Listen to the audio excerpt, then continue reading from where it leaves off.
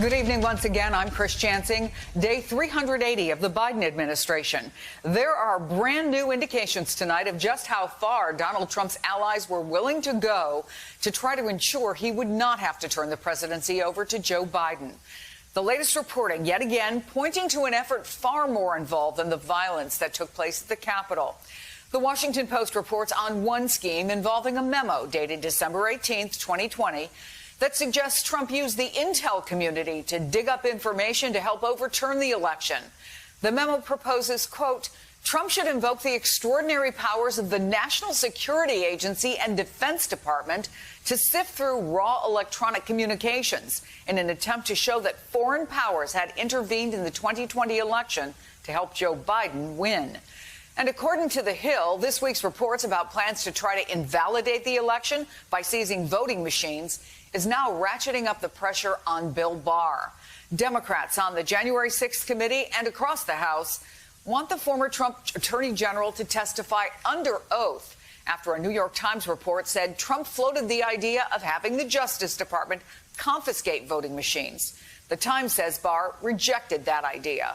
Barr has been in informal talks with the January 6th committee, but apparently no agreement to sit down in a formal setting. The Select Committee has also targeted Trump's eldest daughter, Ivanka, asking her to appear for an interview this week or next. Tonight, the panel's chairman was asked about that. I can assure you it won't be this week or next week. What can you tell us about the engagement with Ivanka Trump? Has she responded to the committee's initial letter? At this point, I'm not aware of any engagement. Benny Thompson also said the committee held a, quote, significant discussion on whether to subpoena the Republican House leader Kevin McCarthy and members Jim Jordan and Scott Perry, all of whom were invited to give depositions. You know, you have to respect this institution. You know, we have to see whether or not it's ever been done before. If it hadn't, what authorities. So we just want to be right.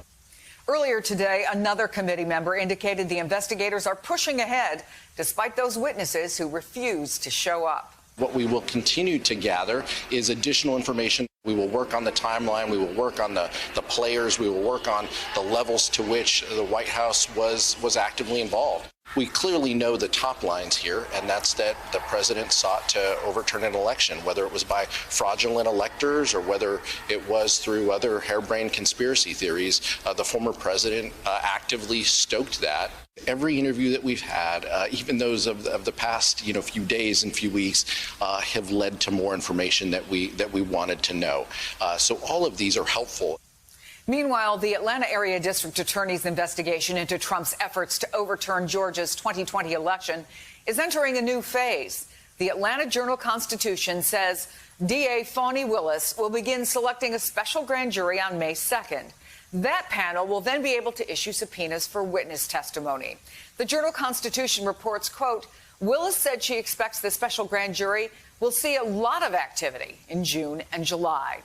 Of course, Trump is also the target of criminal inquiries in New York, and Business Insider reports courthouses in both New York and Atlanta are bracing for possible unrest after Trump called for protests in cities where he's under investigation.